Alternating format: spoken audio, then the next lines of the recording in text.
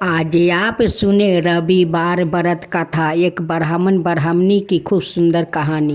कृष्णा राधे राधे मेरे भक्त जैनों, आज आप सुनेंगे रविवार का व्रत कथा। सूर्य भगवान और ब्राह्मण की ये व्रत कथा है। सुबुकपुर गांव में एक ब्राह्मण और ब्राह्मणी रहते थे। वो लोग बहुत गरीब थे। ब्राह्मण देव निकम्मा था। वो काम करना नहीं चाहते थे। वो सारा दिन वो भोजन कर लेता है और सो जाता है। ऐसे करते करते कुछ दिन बीत गया तो एक दिन ब्राह्मणी कहती है कि ब्राह्मण देव, आप तो भोजन करके सो जाते हैं, ऐसे अगर सोते रहेंगे तो हम लोग का गुजर कैसे होगा, हम लोग का जिंदगी कैसे चलेगा। आप बाहर नहीं जाएंगे, काम नहीं करेंगे तो कैसे धर्म चलेगा। आप जाइए बाहर कुछ काम ढूंढ कर लीजिए कि हम लोग का गुजारा हो सके। ब्राह्मणी हमेशा उदास से बैठे रहती थी। ब्राह्मण देव तो ब्राह्मणी का बात नहीं सुनते। बस ब्राह्मण देव झील में जाते हैं, स्नान करते हैं, सूर्य भगवान को वो जल चढ़ाकर फिर घर आकर सो जाते हैं। ब्राह्मणी ब्राह्मण को कहते कहते थक गई थी, लेकिन ब्राह्मण देव है कि ब्राह्मणी का बात वो नहीं सुनते थे। एक दिन ब्राह्मणी का गुस्सा आया तो वो कहने लगी कि ठीक है, आप तो काम करने जाएंगे नहीं तो चलिए, जो झील में आप स्नान करते हैं, सूर्य देव को अर्घ देते हैं, उसी झील में चलकर हम दोनों डुबकी लगाकर अपना प्राण त्याग देते हैं। नहीं आप रहेंगे और मैं नहीं आपको काम करने के लिए कहूँगी। चलिए उस झील में हम लोग डुबकी लगाकर अपना प्राण त्याग देते हैं। ब्राह्मणी के ये बात सुनकर ब्राह्मण देव गुस्सा हो जाते हैं और लोटा और धोती लेकर वो मुख ढाक कर वो जंगल के तरफ निकल पड़ते हैं। अब तो सब गांव को लोग देखकर कहने लगे कि देखो देखो ब्राह्मण देव को, वो अपना मुख ढाक कर वो कहीं जा रहे हैं। देखो निकम्मा ब्राह्मण को, जो ब्राह्मण घर से नहीं निकलता है, आज वो अपना मुख छिपा कर वो देखो जंगल में जा रहा है। गांव वालों को बात सुनकर ब्राह्मण देव को बहुत दुख पहुंचा। ब्राह्मण देव जात जात एक जंगल में उस जगह पहुंच जाते हैं जहां पर एक छोटा सा तालाब था और एक पीपल का पेड़ था। जो पीपल का पेड़ सूखा हुआ था, उसमें पत्ता नहीं था। तालाब में थोड़ा सा जमे हुए जल था। ब्राह्मण देव उसी जल को लियाते हैं और सूखे पीपल का पेड़ के पास वो सूर्य भगवान को जल देते हैं और उसी जल उस पीपल का वो जड़ तक होकर वो तालाब में जाता है। रोज ब्राह्मण देव उसी तालाब से जल लियाते हैं और सूर्य भगवान को वही पीपल के पेड़ के पास में जल देते हैं। ऐसे करते करते कुछ दिन बीत गया। इधर पीपल का पेड़ आस्ते आस्ते हरा भरा होने लगा और उधर तालाब का पानी बढ़ते गया और पानी इतना पुलिसकार हो गया कि उसमें सूर्य भगवान को छवि देखने लगा। ये सब देख कर सूर्य भगवान तो बहुत प्रसन्न हो गए। एक दिन सूर्य भगवान कहते हैं कि ब्राह्मण देव, आपका श्रद्धा भक्ति देख कर मैं बहुत प्रसन्न हूँ। तुम जो चाहो सो मुझसे मांग लो। ये बात सुनकर ब्राह्मण देव इधर उधर देखने लगे। देखते हैं कि यहाँ पर कोई एक पंछी भी नहीं है और मनुष्य को तो पता नहीं है। ये आवाज आता है तो कहाँ से आता है। ऐसा ही 2 दिन 3 दिन तक उनके साथ होते गए, लेकिन ब्राह्मण देव को पता नहीं चला कि वो तो साक्षात सूर्य देव मुझसे बात कर रहे हैं। ये बात को सुनकर ब्राह्मण देव डर के मारे वो तो दुबला पतला होने लगा। उनकी खाना पीना ठीक से नहीं हो रहा था। ब्राह्मण देव सोच में पड़ जाता है कि मेरा साथ क्या हो रहा है। यहाँ पर लगता है कि कोई चुड़ैल का बास है, कोई भूत बैताल है, वही मुझसे बात कर रहा है। यही बात सुन सुन कर ब्राह्मण देव तो डरने लगे। एक दिन ब्राह्मणी का मन नहीं माना, वो अपना ब्राह्मण को खोज में निकल पड़ती है। वो जाते जाते उसी जंगल में पहुंच जाती है जहां ब्राह्मण देव रहते थे। वहां पर देख कर अपना पति को वो बहुत दुखित होती है कि ब्राह्मण देव घर से निकला था तो हाटा घाटा था और यहाँ पर इतना दुबला पतला हो गया है। लगता है शुद्ध से भोजन नहीं मिल पाने के कारण ब्राह्मण देव सूख रहे हैं। ब्राह्मणी ब्राह्मण देव को पास जाती है और सूखने का वो कारण पूछती है। कहती है कि हे ब्राह्मण देव, आप तो घर से अच्छे घटे आए थे, यहाँ पर आपको क्या हो गया है कि इतना दुबला पतला आप हो गए हैं? क्या बात है, आप मुझसे बताइए। तब ब्राह्मण देव कहते हैं कि ब्राह्मणी, मैं तुमसे क्या बताऊं, यहाँ पर ना जाने कोई भूत बैताल है।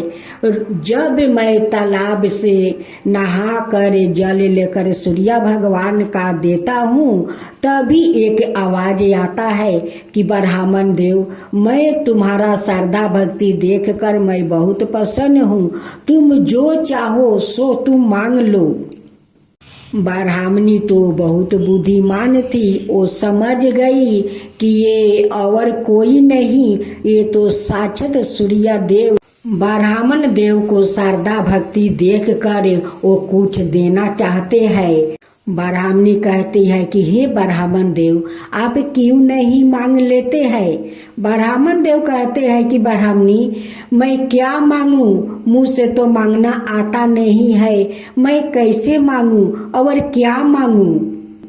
वो ब्राह्मण देव को सिखाती है कि हे ब्राह्मण देव, जब आप काल उस झील में स्नान करने जाएंगे और जब इस आवाज को सुनेंगे तब सूर्य देव से कहना कि हे सूर्य देव, अगर आप मुझ पर प्रसन्न है तो मुझे 9 खंड का महल दीजिए, महल के अंदर दास दासियों दीजिए, धन दौलत दीजिए कि जब अपना महल में जाऊं तो दासियों को झुलुआ में पोते पोती को झुलाते हुए देखूं। ब्राह्मणी ब्राह्मण को ये सारे बात बताकर वो अपना झोपड़ी में लौटे आती है। जब ब्राह्मण देव सुबह स्नान करने जाते हैं, सूर्य भगवान को अर्घ देते हैं, तभी सूर्य देव कहते हैं कि हे ब्राह्मण देव, आपका श्रद्धा भक्ति से मैं बहुत प्रसन्न हूँ, जो चाहो सो तुम मांग लो। तब ब्राह्मण देव हाथ जोड़ कर कहते हैं कि हे सूर्य देव, अगर आप मुझ पर प्रसन्न है तो मुझे 9 खंड का महल दीजिए, उसमें धन दौलत दीजिए, सोने के पलना दीजिए, सोने के पलना में दास दासियों को जब मैं घर लौटूं तो झुलाते हुआ अपना पोता पोती को उस झुलुआ में देखूं। सूर्य देव कहते हैं कि ब्राह्मण देव, देखने में तो बहुत भोला भाला लगते हो, लेकिन बहुत तुम चतुर चालाक हो, एक बार में सब कुछ मांग लिया। ठीक है ब्राह्मण देव, जो जो आप मांगा है वो सब कुछ आपका मिल जाएगा। जब ब्राह्मण देव जंगल से लौट कर अपना झोपड़ी में जा रहा था, वो देखता है कि झोपड़ी के जगह तो महल है, यहाँ पर तो झोपड़ी नहीं है। यहाँ पर बहुत सारा औरत लोग इतना सजे धजे है। उनसे पूछती है कि अच्छा बहन, यहाँ पर एक झोपड़ी था, उसमें मेरी ब्राह्मणी रहती थी, वो ब्राह्मणी कहाँ गई, उस झोपड़ी को क्या हुआ? वो दासी कहती है कि मुझे पता नहीं है ब्राह्मण देव। उसी समय ब्राह्मणी लाल चुनरी पहने हुए आभूषणों से लदे हुए, हाथ में आरती के थाल लिए हुए ब्राह्मण के पास आती है और कहती है कि हे ब्राह्मण देव, ये आपे के ही महल है, ये तो आपका सूर्या देव को चमत्कार है, आपका सेवा के कारण तो सूर्या देव ये सारे महल धन दौलत सब कुछ दिया है। ये तो आपका ही भक्ति का ही फल है कि जो सूर्या देव प्रसन्न होकर ये सारे महल धन दौलत दिया है। ब्राह्मणी श्रद्धा भक्ति से अपना ब्राह्मण देव को महल के अंदर ले जाती है। ब्राह्मण देव इस महल और धन दौलत दास दासी सोने का पालना देखकर बहुत प्रसन्न हो जाते हैं।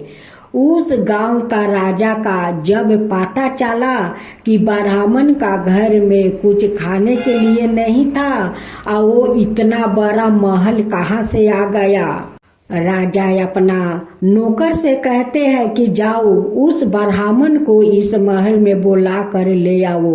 और नौकर आता है और ब्राह्मण देव को कहता है कि हे ब्राह्मण देव, राजा आपको महल में बुलाया है। ब्राह्मण देव जाते हैं तो राजा उनसे पूछते हैं कि हे ब्राह्मण, तुम्हारा घर में काल खाने के लिए एक दाना भी नहीं था, आज तुम्हारा इतना बड़ा महल धन दौलत दास दासी कैसे हो गया? आप कहीं तो डकैती नहीं किया है, डाका तो नहीं मारा है? ब्राह्मण देव कहते हैं कि नहीं राजन, मैं चोरी नहीं किया, नहीं डाका डाला हूँ, नहीं किसी को लूटा हूँ।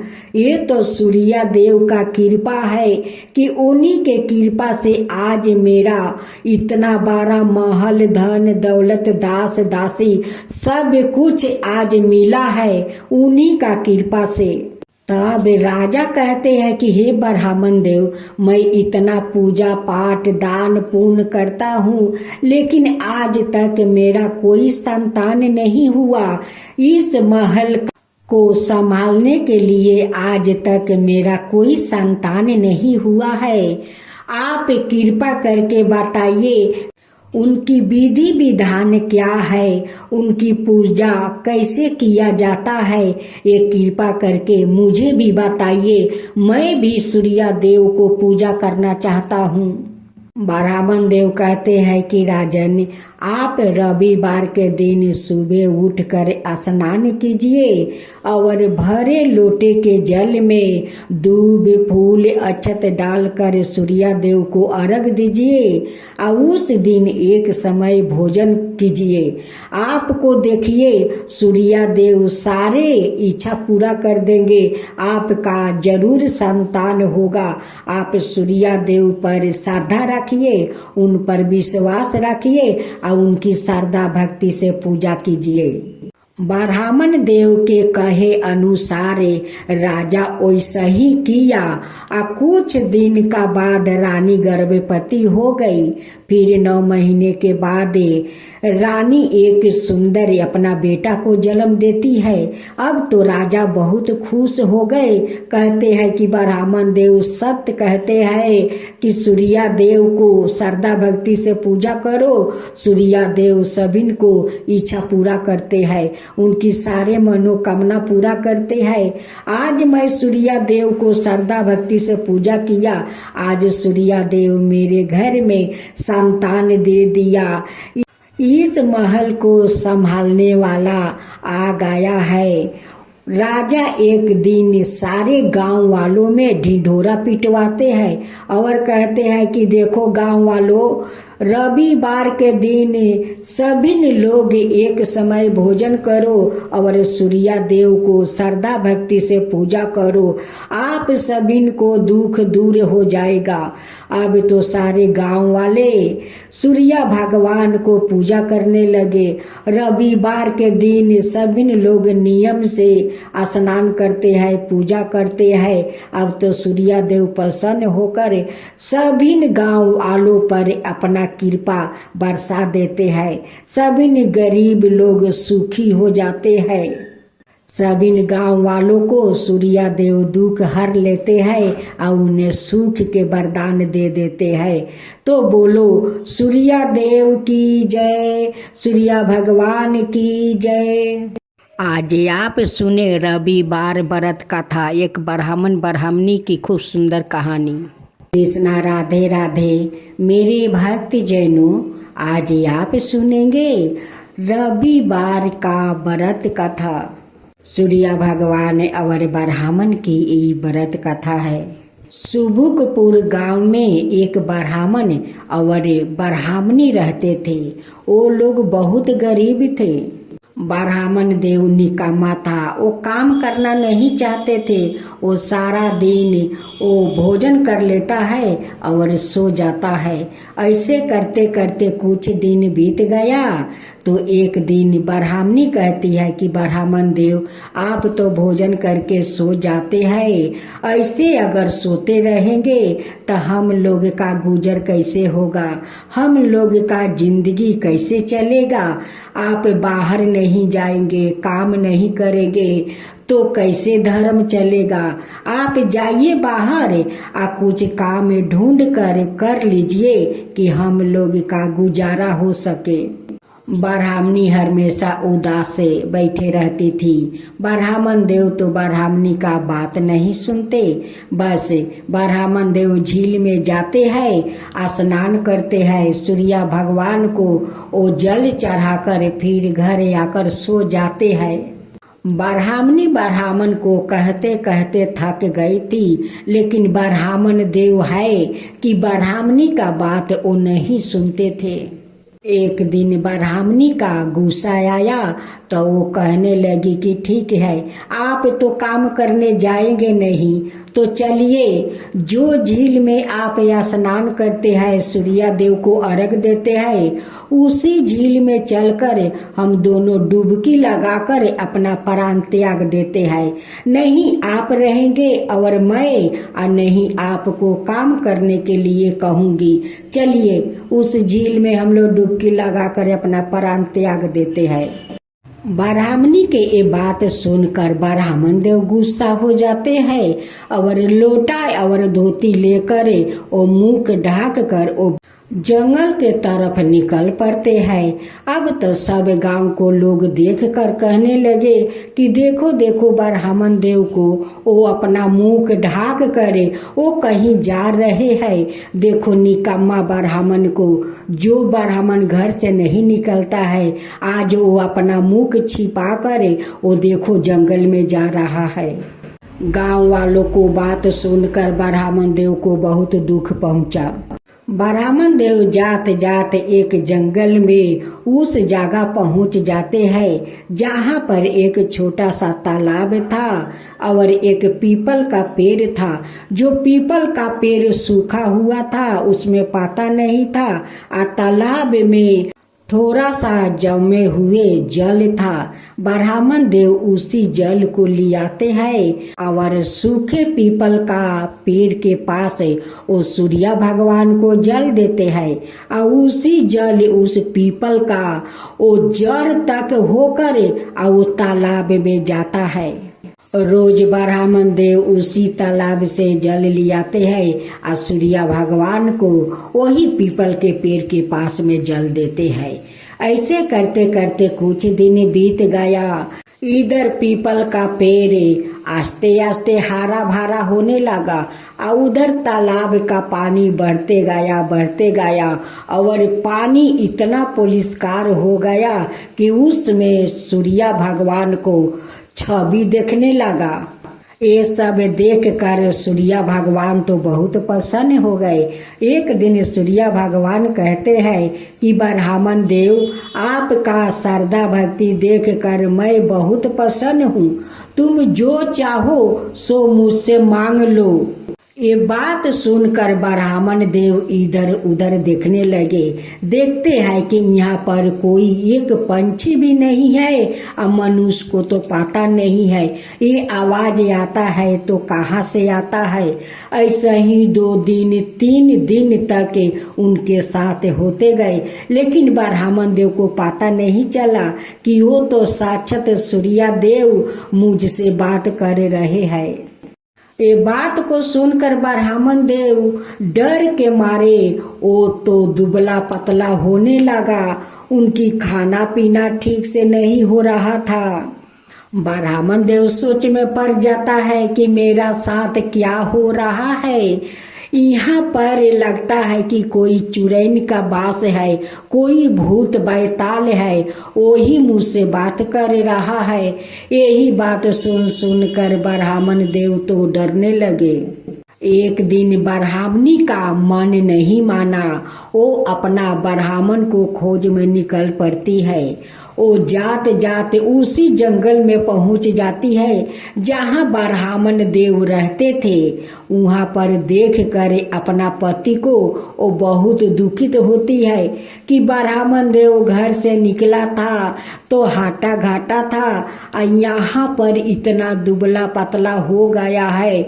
लगता है शुद्ध से भोजन नहीं मिल पाने के कारण ब्राह्मण देव सूख रहे हैं। ब्राह्मणी ब्राह्मण देव को पास जाती है और सूखने का वो कारण पूछती है। कहती है कि हे ब्राह्मण देव, आप तो घर से अच्छे घटे आए थे, यहाँ पर आपको क्या हो गया है कि इतना दुबला पतला आप हो गए हैं? क्या बात है, आप मुझसे बताइए। तब ब्राह्मण देव कहते हैं कि ब्राह्मणी, मैं तुमसे क्या बताऊं, यहाँ पर ना जाने कोई भूत बैताल है। जब मैं तालाब से नहा कर जल लेकर सूर्य भगवान का देता हूँ तभी एक आवाज आता है कि ब्राह्मण देव, मैं तुम्हारा श्रद्धा भक्ति देखकर मैं बहुत प्रसन्न हूँ, तुम जो चाहो सो तुम मांग लो। ब्राह्मणी तो बहुत बुद्धिमान थी, वो समझ गई कि ये और कोई नहीं, ये तो साक्षात सूर्य देव। ब्राह्मण देव को श्रद्धा भक्ति देख कर वो कुछ देना चाहते हैं। ब्राह्मणी कहती है कि हे ब्राह्मण देव, आप क्यों नहीं मांग लेते हैं? ब्राह्मण देव कहते हैं कि ब्राह्मणी, मैं क्या मांगू, मुझसे तो मांगना आता नहीं है, मैं कैसे मांगू और क्या मांगू।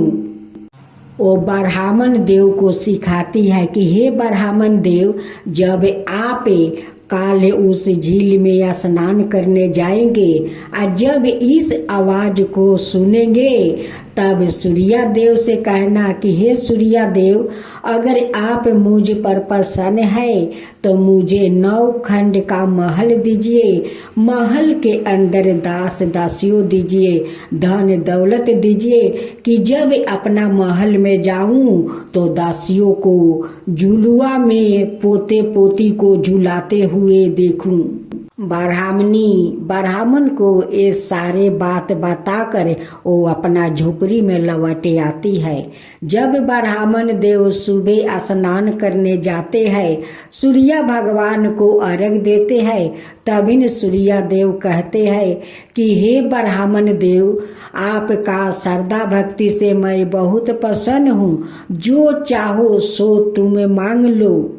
तब ब्राह्मण देव हाथ जोड़कर कहते हैं कि हे सूर्य देव, अगर आप मुझ पर प्रसन्न है तो मुझे 9 खंड का महल दीजिए, उसमें धन दौलत दीजिए, सोने के पलना दीजिए, सोने के पलना में दास दासियों को जब मैं घर लौटूं तो झुलाते हुआ अपना पोता पोती को उस झुलुआ में देखूं। सूर्य देव कहते हैं कि ब्राह्मण देव, देखने में तो बहुत भोला भाला लगते हो, लेकिन बहुत तुम चतुर चालाक हो, एक बार में सब कुछ मांग लिया। ठीक है ब्राह्मण देव, जो जो आप मांगा है वो सब कुछ आपका मिल जाएगा। जब ब्राह्मण देव जंगल से लौट कर अपना झोपड़ी में जा रहा था, वो देखता है कि झोपड़ी के जगह तो महल है, यहाँ पर तो झोपड़ी नहीं है। यहाँ पर बहुत सारा औरत लोग इतना सजे धजे है। उनसे पूछती है कि अच्छा बहन, यहाँ पर एक झोपड़ी था, उसमें मेरी ब्राह्मणी रहती थी, वो ब्राह्मणी कहाँ गई, उस झोपड़ी को क्या हुआ? वो दासी कहती है कि मुझे पता नहीं है ब्राह्मण देव। उसी समय ब्राह्मणी लाल चुनरी पहने हुए, आभूषणों से लदे हुए, हाथ में आरती के थाल लिए हुए ब्राह्मण के पास आती है और कहती है कि हे ब्राह्मण देव, ये आपे के ही महल है, ये तो आपका सूर्या देव को चमत्कार है, आपका सेवा के कारण तो सूर्या देव ये सारे महल धन दौलत सब कुछ दिया है। ये तो आपका ही भक्ति का ही फल है कि जो सूर्या देव प्रसन्न होकर ये सारे महल धन दौलत दिया है। ब्राह्मणी श्रद्धा भक्ति से अपना ब्राह्मण देव को महल के अंदर ले जाती है। ब्राह्मण देव इस महल और धन दौलत दास दासी सोने का पलना देखकर बहुत प्रसन्न हो जाते हैं। उस गांव का राजा का जब पता चला कि ब्राह्मण का घर में कुछ खाने के लिए नहीं था और वो इतना बड़ा महल कहाँ से आ गया, राजा अपना नौकर से कहते हैं कि जाओ उस ब्राह्मण को इस महल में बुला कर ले आओ। वो नौकर आता है और ब्राह्मण देव को कहता है कि हे ब्राह्मण देव, राजा आपको महल में बुलाया है। ब्राह्मण देव जाते हैं तो राजा उनसे पूछते हैं कि हे ब्राह्मण, तुम्हारा घर में काल खाने के लिए एक दाना भी नहीं था, आज तुम्हारा इतना बड़ा महल धन दौलत दास दासी कैसे हो गया? आप कहीं तो डकैती नहीं किया है, डाका तो नहीं मारा है?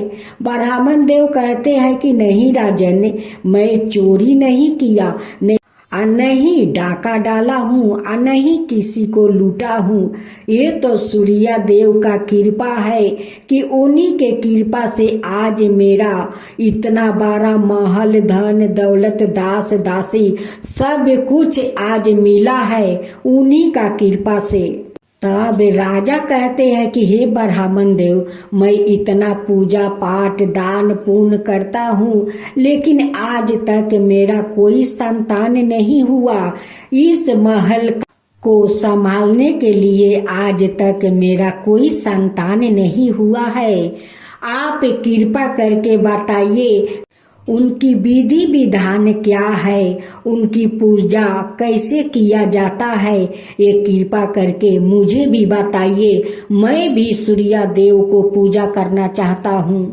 ब्राह्मण देव कहते हैं कि राजन, आप रविवार के दिन सुबह उठकर स्नान कीजिए और भरे लोटे के जल में दूब फूल अक्षत डालकर सूर्या देव को अर्घ दीजिए और उस दिन एक समय भोजन कीजिए। आपको देखिए सूर्या देव सारे इच्छा पूरा कर देंगे, आपका जरूर संतान होगा। आप सूर्या देव पर श्रद्धा रखिए, उन पर विश्वास रखिए और उनकी श्रद्धा भक्ति से पूजा कीजिए। ब्राह्मण देव के कहे अनुसार राजा वैसा ही किया। कुछ दिन का बाद रानी गर्भवती हो गई। फिर 9 महीने के बाद रानी एक सुंदर अपना बेटा को जन्म देती है। अब तो राजा बहुत खुश हो गए। कहते हैं कि ब्राह्मण देव सत्य कहते हैं कि सूर्या देव को श्रद्धा भक्ति से पूजा करो, सूर्या देव सभी को इच्छा पूरा करते हैं, उनकी सारे मनोकामना पूरा करते हैं। आज मैं सूर्या देव को श्रद्धा भक्ति से पूजा किया, आज सूर्या देव मेरे घर में संतान दे दिया। इस महल को संभालने वाला आ गया है। राजा एक दिन सारे गांव वालों में ढिढोरा पिटवाते हैं और कहते हैं कि देखो गांव वालों, रविवार के दिन सभी लोग एक समय भोजन करो और सूर्या देव को श्रद्धा भक्ति से पूजा करो, आप सभी को दुख दूर हो जाएगा। अब तो सारे गांव वाले सूर्या भगवान को पूजा करने लगे। रविवार के दिन सभी लोग नियम से स्नान करते हैं, पूजा करते हैं। अब तो सूर्या देव प्रसन्न होकर सभी गांव वालों पर अपना कृपा बरसा देते हैं। सभी गरीब लोग सुखी हो जाते हैं। सभी गांव वालों को सूर्या देव दुख हर लेते हैं और उन्हें सुख के वरदान दे देते हैं। तो बोलो सूर्या देव की जय, सूर्या भगवान की जय। आप सभी सुनेंगे दासा माता की तीसरा व्रत कथा। एक सास बहू थी। एक दिन सुबह सुबह सास ने बहू से कहा कि जाओ आग लाकर भोजन बनाओ, बड़ी भूख लगी है। बहू हाथ में कंडी लेकर आग लेने गांव में गई। उस दिन गांव भर में दासा माता की पूजा थी, इसलिए किसी के यहाँ से भी उसे आग नहीं मिली। ओ खाली हाथ लौट कर आई।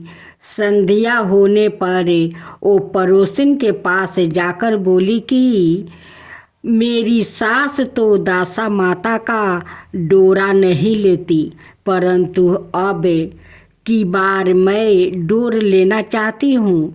मुझे पूजन की विधि भी बता देना। दोबारा जब डोरा लेने का समय आया तो बहू ने सास के बिना बताए दासा माता का डोर ले लिया। 9 दिन वो किसी ना किसी बहाने पड़ोसिन के घर जाकर कथा सुनते रही। 10वें दिन उसे चिंता सताने लगी कि अब मैं पूजा कैसे करूँगी। वो मन ही मन दासा माता का ध्यान करके सोचने लगी कि आज सास कहीं बाहर चली जाए तो मैं शांति पूर्वक पूजा कर लूं। दासा माता की कृपा से सास बहू से बोली, मैं आज खेतों में जा रही हूँ, यदि मुझे आने में देर हो जाए तो तुम मेरे लिए खेत पर खाना ले आना। बहू के मन ही मुद्रा पूरी हो गई। वो तो यही चाहती थी। उसने सास से कहा कि आप निर्चित होकर जाइए, घर का सारा काम मैं लिपटा लूँगी। सास के जाते ही बहू ने स्नान कर दासा माता की पूजा की। इसके बाद वो पूजा की समग्रही मिट्टी के गोले में राख कर उसे सिलाने के लिए ले जाने लगी थी कि उसकी सास खेतों से वापस आ गई। सास को देखकर बहू ने जल्दी से उस गोले को मटकी में छिपा दिया। उसने सोचा कि उचित समय पर गोले को दही से निकाल कर बरजीर्त करे आऊँगी। सास ने आते ही बहू से कहा, तुम मुझे खाना देने क्यों नहीं आई? अब तक क्या कर रही थी? बहू ने कहा कि आज मैंने सर के बाल धोए थे, उनके सूखने में देर लग गई, इससे कारण भोजन बनाने में देर हो गई। मैं थाली लगाती हूँ, आप गुस्सा त्याग कर भोजन कीजिए। सास का गुस्सा कुछ ठंडा हुआ। वो पैर धोकर चौखट पर बैठी ही थी कि उसका बेटा भी आ गया। वो भी माता के साथ भोजन करने बैठ गया। सास भोजन करके उठना ही चाहती थी कि उसका बेटा बोला, मुझे तो दही चाहिए। सास ने बहू से दही देने के लिए कहा। बहू बोली, मैं रसोई में हूँ, आप ही इन्हें दही दे दे। सास हाथ धोकर दही लेने गई, परंतु जैसे ही उसने छाछ की मटकी उठाई तो उसने कुछ खरखराने की आवाज़ आई। उसने हाथ डाल कर देखा तो उसके एक बड़ा सोने का गोला मिला। सास ने आश्चर्य से बहू से पूछा, इस छाछ की मटकी में यह सोना का गोला कहाँ से आया है? इसे तुम कहाँ से चुरा कर लाई हो? यहाँ क्यों छिपा कर रखा है? मैं समझ गई कि इसी वजह से तुम छाछ देने नहीं उठी। इसका भेद बताओ। बहू बोली, मुझे कुछ नहीं पता, मेरी दासा माता जाने। मैंने आपको बताया बिना दासा माता का डोर ले लिया था और उनकी पूजा की थी। आपके आ जाने के कारण मैं डोर को वर्जित करने नहीं जा सकती। आपके डर से मैंने इस छाछ की मटकी में छिपा दिया था। दासा माता ने इसे सोना का बना दिया है, मैं इसमें क्या कर सकती हूँ? सास ने बहू को गले लगा लिया और कहा, अब मैं भी तुम्हारे साथ डोरा लूँगी और विधिवत व्रत और पूजा किया करूँगी। हे दासा माता, जैसे तुमने इनको दिया वैसे ही सबको भक्तों पर कृपा करना। तूने पूजा विधि मनाता है कि बुधवार का व्रत करने से सारे काम विघ्ना पूरा कर देते हैं।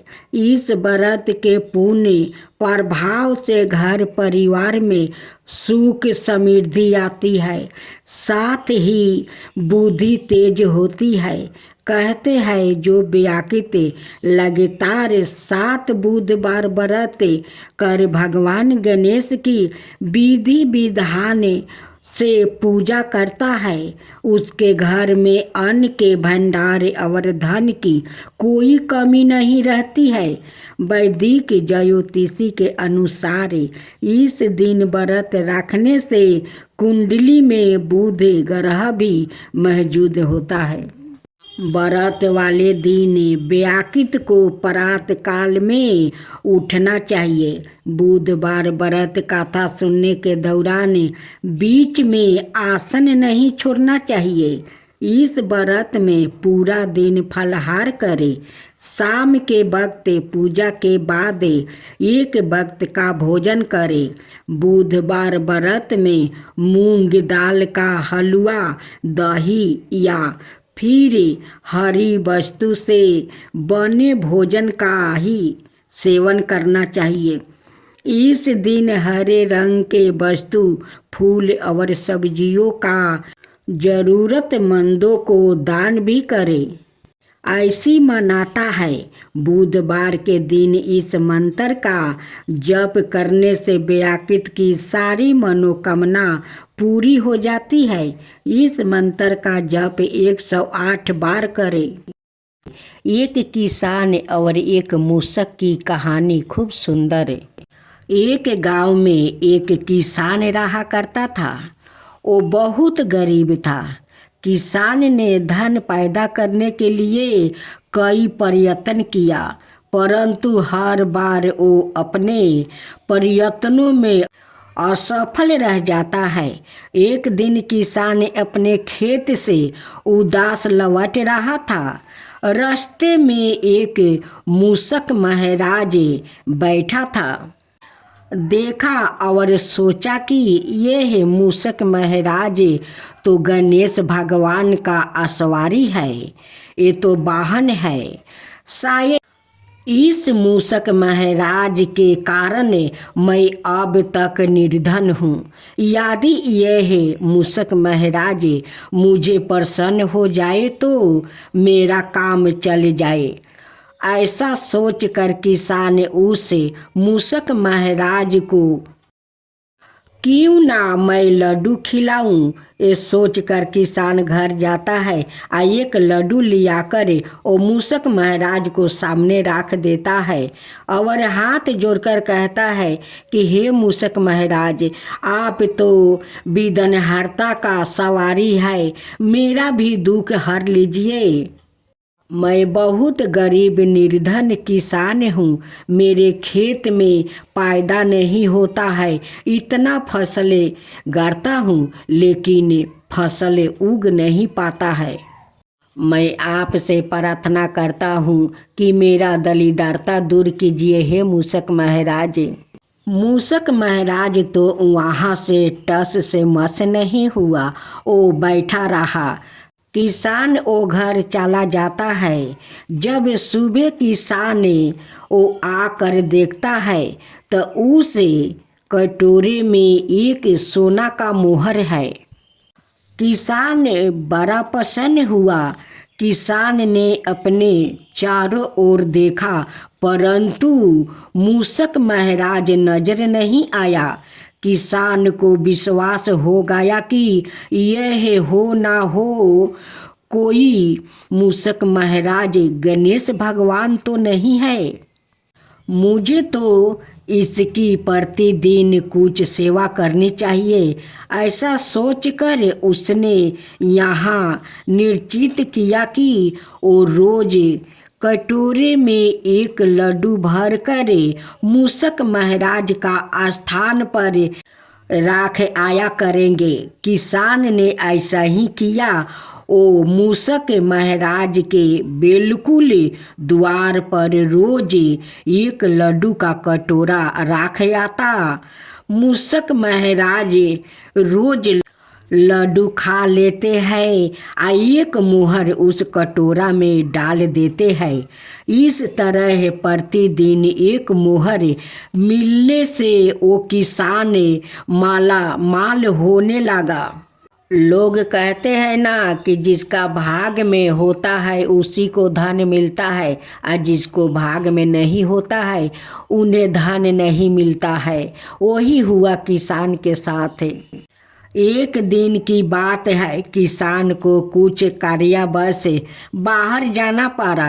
किसान ने चलते समय अपने बेटा को समझा कर बता दिया कि देखो बेटा, मूषक देवता को रोज नियम से लड्डू उनकी बिल के सामने राख आना। ऐसा ही किया। वो प्रतिदिन निश्चित समय पर लड्डू का कटोरा मूषक महाराज के बिल के पास रख आता और दूसरे दिन उठा लाता। एक दिन किसान के बेटा ने सोचा कि मूषक महाराज के बिल में कोई खजाना है। मूषक महाराज लड्डू खाने के बाद रोज एक मोहर खाली कटोरे में डाल देता है। मैं मूषक महाराज का बिल को क्यों ना तोड़ कर सारा खजाना निकाल लूं। आखिर रोज रोज इस तरह लड्डू लेकर आने में तकलीफ होती है। ऐसा सोचकर उसने मूषक महाराज को बिल को तोड़ना शुरू कर दिया। मूषक महाराज घबरा कर बाहर निकला। किसान का बेटा मूषक महाराज को भी मारना चाहा। मूषक महाराज बच गया और लड़के को काट लिया। काटते ही लड़का मर गया। किसान को जब अपने पुत्र के मरने का पता लगा तब वो दौड़ा मूषक महाराज के बिल के पास पहुंचा। मूषक महाराज वहीं पर बैठा था। किसान मूषक महाराज को देखकर अपने पुत्र के लिए प्राण दान मांगने लगा। मूषक महाराज बोला, अरे किसान, जो दूसरों को नुकसान पहुंचा कर अपना फायदा करना चाहते हैं उनका यही हाल होता है। निःशर्त भाव से जो सेवा गणेश भगवान और मूषक महाराज को सादा करता है उसको सादा इच्छा फल मिलता है। किसान रोता हुआ अपने घर लौट आया। किसान बाजार जाता है, एक मिट्टी का गणेश और मिट्टी का मूषक महाराज खरीद कर घर में लाता है और उन्हें श्रद्धा भक्ति से वो पूजा करता है। गणेश भगवान किसान को सपने में दर्शन देते हैं और कहते हैं कि हे किसान, तुम तो मेरा श्रद्धा भक्ति से मेरे मूषक महाराज को रोज लड्डू खिलाया करता था, बड़े श्रद्धा भक्ति से। उस लिए तो मैं प्रसन्न होकर अपना मूषक महाराज को एक सोना का मोहर देता था और लड्डू खाकर उस कटोरा में वो मोहर डाल देता था। लेकिन तुम्हारा लड़का का तो लोभ हो गया कि उस बिल में लगता है धन है, उस लिए वो बिल को भी तोड़ दिया और मेरे मूषक महाराज वाहन को वो मारना चाहा। उसी कारण मेरे मूषक महाराज तुम्हारा बेटा को काट लिया। तुम्हारा बेटा मारा हुआ नहीं है, वो मूर्छित पड़ा है। जब किसान को आंख खुला तो वो कहने लगा कि ये तो सपना है। सपने में गणेश भगवान आए थे और मुझे ऐसे ऐसे बात कह गए। मैं जाकर देखूं तो कि मेरा बेटा मूर्छित पड़ा है और ना जीवित है।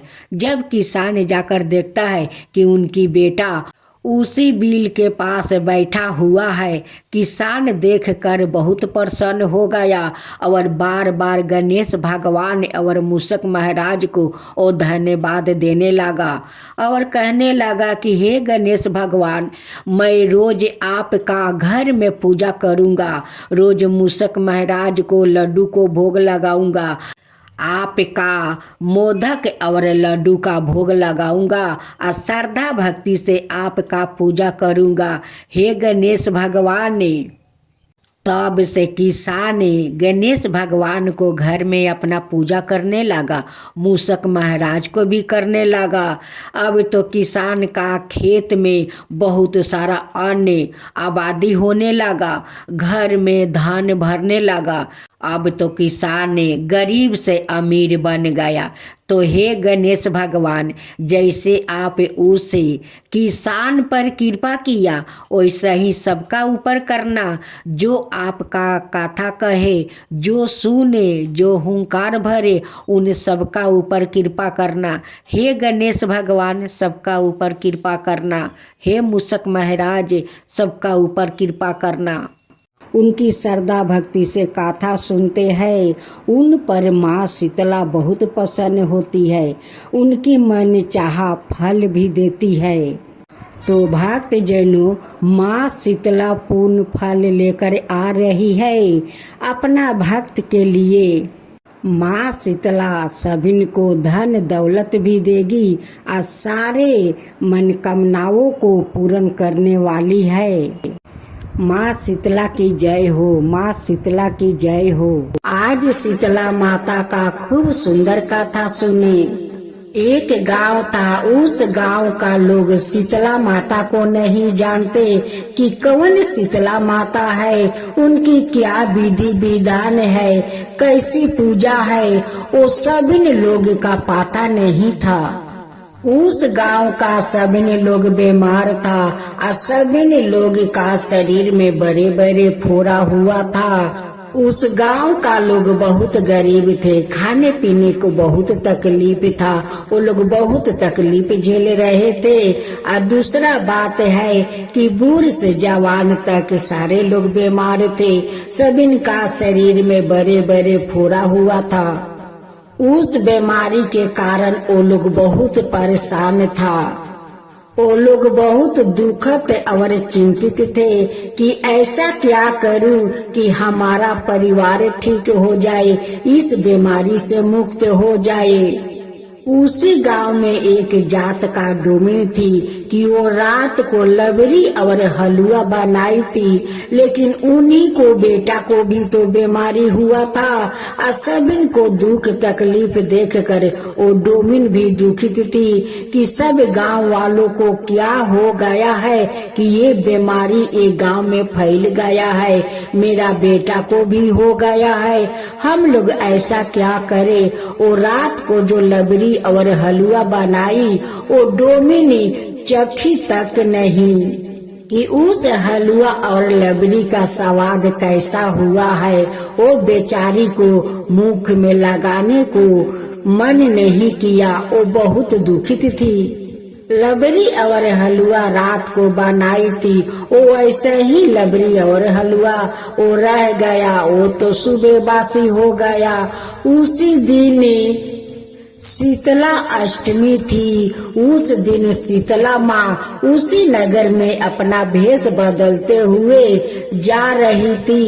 एक औरत अपना छत के ऊपर से दाल बनाई थी, उस दाल में थोड़ा नमक बेसी हो गया था, उसलिए छत के ऊपर से ऐसा दाल फेंकी कि माँ शीतला का शरीर पर जाकर गिर गया। अब तो वो चिल्लाने लगी कि मेरे ऊपर गरम दाल फेंक दिया रे, मुझे जला दिया रे, मेरे ऊपर दाल फेंक दिया, मुझे जला दिया, मुझे बहुत जलन हो रहा है। चिल्लाते चिल्लाते उस डोमिन का दरवाजे पर जाती है और डोमिन सुबह के समय बहुत दुखित हुए अपना दरवाजे पर बैठी थी। जब उस औरत को देखती है कि वो बहुत चिल्ला रही है, जब उनकी पास में जाती है तो देखती है उनकी शरीर पर तो कोई गरम दाल फेंक दिया है, इनकी तो शरीर जल गया है, पूरा उनकी चुनरी पीला हो गया है। डोमिन अपना घर में मिट्टी का कलश में जल रखी थी बासी, वही जल लिया कर माँ शीतला के ऊपर ढाल देती है। ढाल देने के बाद कहती है कि बहन आपको तो चुनरी दाल से पीला हो गया है, ये लाल चुनरी है मेरा, आप पहन लीजिए। आप पहन कर चलिए घर में बैठिए। मैं रात को लबड़ी और हलवा बनाई थी, वो हलवा और लबड़ी मैं खाया तक नहीं, वो ऐसा ही रह गया है। आप चलिए उस लबड़ी और हलवा खा लीजिए। उस औरत ने एक थाला में हलवा और लबड़ी ले आती है और माँ शीतला को खिला देती है। जब माँ शीतला खा लेती है, कहती है कि बेटी आज मैं बहुत शांति हूँ, बहुत ठंड मिला, मुझे बहुत सगुन मिला बेटी, बहुत सगुन मिला। वो औरत कहने लगी कि आपका बाल भी बिखरा हुआ है, आप बैठिए, मैं आपको बाल को असरा देती हूँ और बेनिया गूंथ देती हूँ। उस औरत जाती है और माँ शीतला को बाले कंगही सो झाड़ती है। झाड़ते झाड़ते उनकी कंधे पर देखती है कि माँ शीतला का एक वहाँ पर छवि है। अब उस छवि को देखकर डर जाती है। कहती है कि बहन आपका गर्दन पर एक चिन्ह कैसा है, ये चिन्ह तो अजब है। माँ शीतला कहती है कि बेटी तू मत डर, मैं शीतला हूँ, तू मत डर बेटी, मैं शीतला हूँ। मैं इस गांव में आया हूँ, देखती हूँ कि कौन मेरा पूजा करता है, लेकिन इस गांव में तो कोई मेरा पूजा नहीं करता है। डोमिन माँ शीतला का पैर पर गिर जाती है और रोने लगती है कि माँ मेरा बेटा देखिए बहुत दिन से बीमार है, उनकी शरीर में देखिए बड़े बड़े फोड़ा हुआ है, ये सारे गांव का लोग बहुत पीड़ित है, बहुत दुख से पीड़ित है माँ। आप घर के अंदर चल कर देखिए मेरा बेटा कितना दुखी है माँ, बहुत दुखी है, बहुत बीमार है। माँ शीतला उनकी साथ जाती है, अपना डाली और झाड़ू और कुछ नीम का पाता लेकर जाती है। उस नीम का पाता उनकी बेटा का शरीर पर डोला देती है और उनकी बेटा के सारा बीमारी दूर हो जाता है, सारा फोड़ा दूर हो जाता है। अब डोमिन देखकर बहुत आश्चर्य हो जाती है, कहती है कि माँ आप तो चमत्कार कर दिया, तो ठीक है इस गांव को सभी लोग को पीड़ित से मुक्त कर दीजिए माँ, सभी को दुख से मुक्त कर दीजिए, बहुत दुख में है, सभी बहुत पीड़ा सह रहे हैं माता। माँ शीतला कहती है कि बेटी देख, आज तुझे मेरा सेवा किया है, मुझे शांत किया है, तुझ पर मैं बहुत प्रसन्न हूँ, बहुत प्रसन्न हूँ। माँ शीतला उसी झाड़ू से उनकी घर का दलिदरता झाड़ कर अपना डलिया में रख देती है और उनकी घर में हीरा मोती सोना बरसा कर वो गांव को ओर चली जाती है। उस डोमिन ने माँ के पीछे पीछे दौड़ी दौड़ी जाती है और उनकी सामने खड़ा हो जाती है, कहती है कि माँ अपना पूजा का विधान बता दीजिए, मेरा तो पता नहीं है कैसे आपको पूजा किया जाता है। माँ शीतला कहती है कि बेटी तेरा तो पूजा हो चुकी है, तू तो मुझे स्नान करवाई और उस लबरी और हलवा बासी खिलाकर मुझे तो तू शांत कर दिया। माँ शीतला उस औरत को अपना विधि विधान बताती है कि देखो रात को खाना बनाओ और बासी खाना सुबह खाओ। पहला माँ शीतला का मंदिर जाकर माँ शीतला को बासी पानी, बासी भात जो भी हो बासी जाकर पहले माँ को भोग लगाओ, तब आकर उसी बासी खाना उस दिन खाओ। शीतला अष्टमी का दिन उन्हान मत जलाओ, गरम खाना मत खाओ, बासी खाओ, बासी माँ को भोग लगाओ। उस बासी भोजन से माँ शांत हो जाती है। शीतला अष्टमी का दिन गरम में खाना मत बनाओ, उन्हान मत जलाओ, दाल सब्जी को छेवक मत लगाओ। तुम जितना साधारण खाना खाओगी उतना तुम शांत रहोगी। माँ शीतला भी शांत रहती है। उसी बासी खाना को तुम माँ शीतला का मंदिर में जाकर भोग लगाओ, उनकी श्रद्धा भक्ति से पूजा पाठ करो, ताकि माँ शीतला शांति रहेगी तो सारा संसार शांति रहेगा। माँ शीतला उस औरत को नीम का डाल देती है और कहती है कि जाओ सबिन का घर घर ये नीम के डाल दे दो कि ताकि सबिन को बीमारी दूर हो जाए। अब तो माँ शीतला सारा गांव को दलिदरता को झाड़ कर अपना डलिया में लेकर चली जाती है और सबिन गांव वालों को सुखी कर देती है। फिर अगला साल चैत्र मास का शीतला अष्टमी आया। सब लोग धाम धूम से माँ शीतला का पूजा किया, बहुत नियम पालन से पूजा किया। जैसे माँ शीतला बताई थी वैसे ही सब लोग किया। सभी लोग का गांव सुखी हो गया। सभी गांव वालों बहुत खुश हो गया कि माँ शीतला आई और सारा दलिदरता गांव को लेकर चली गई और हम लोग का घर में आजाद कर दी। खाने पीने से लेकर सब कुछ को माँ आजाद दे दी। हे माँ शीतला, जैसे उस गांव वालों को सब दुख हर कर आप लेकर चली गई, वो लोग का घर में धन का बरसात कर गई, वैसा ही सबका दुख ले जाइए, सबका दलिदरता दूर कीजिए, वैसा ही धन सबका घर में बरसाइए। माँ शीतला की जय हो, माँ शीतला की जय हो। जय शीतला माता मैया, जय शीतला माता, याद ज्योति महारानी सब फल की दाता। जय शीतला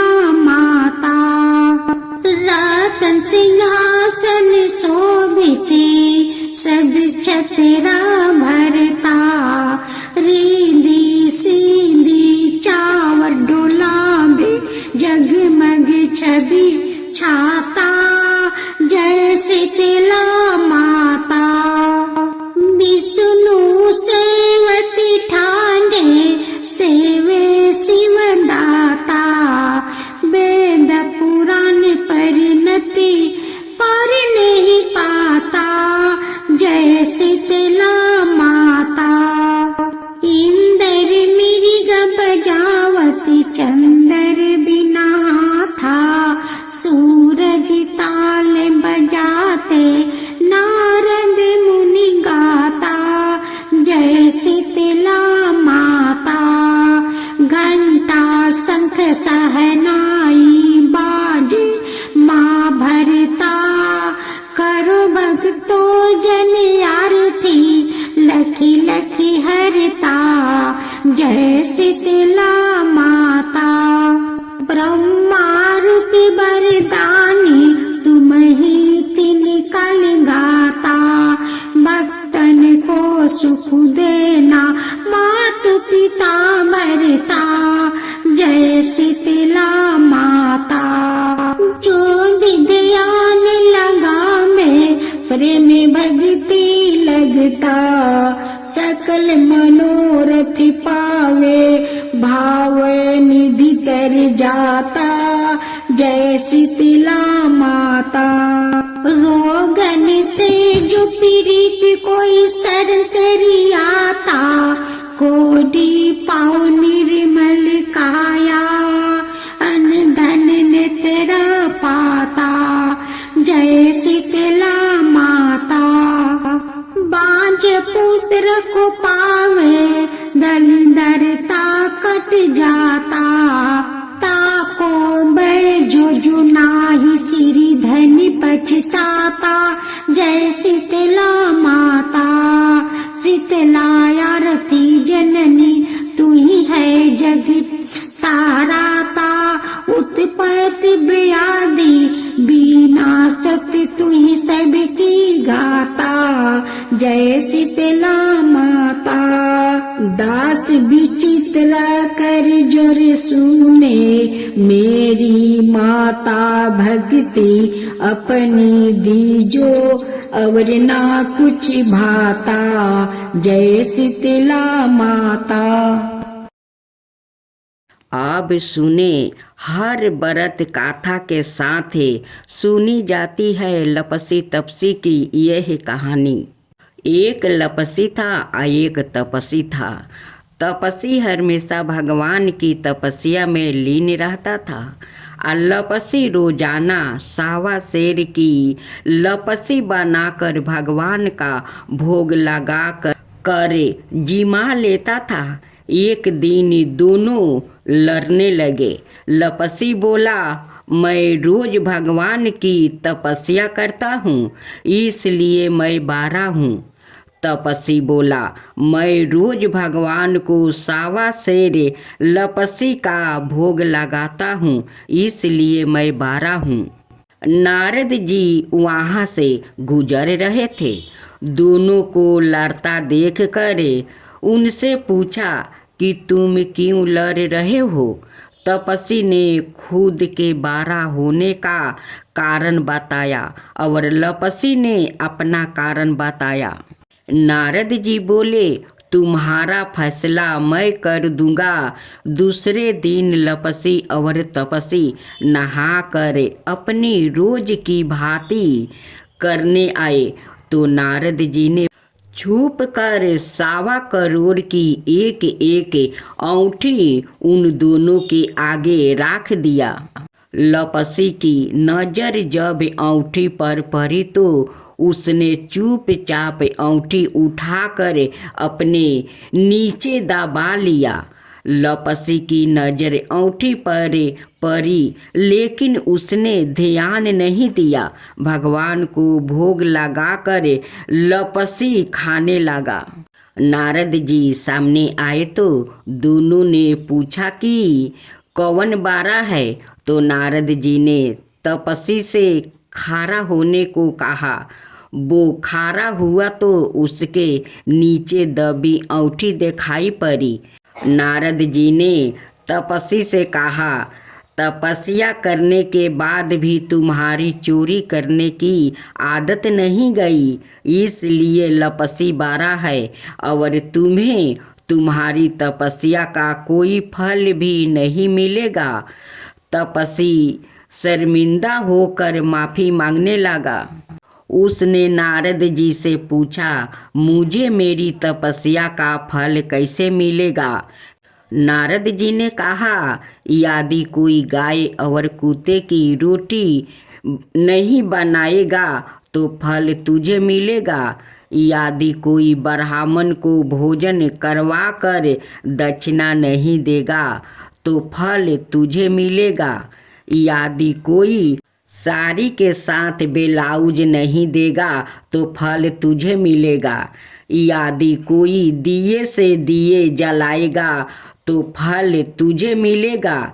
यदि कोई सारी कहानी सुने लेकिन तुम्हारी कहानी नहीं सुने तो फल तुझे मिलेगा। उसी दिन से हर व्रत कथा कहानी के साथ लपसी तपसी की कहानी भी सुनी और कही जाती है।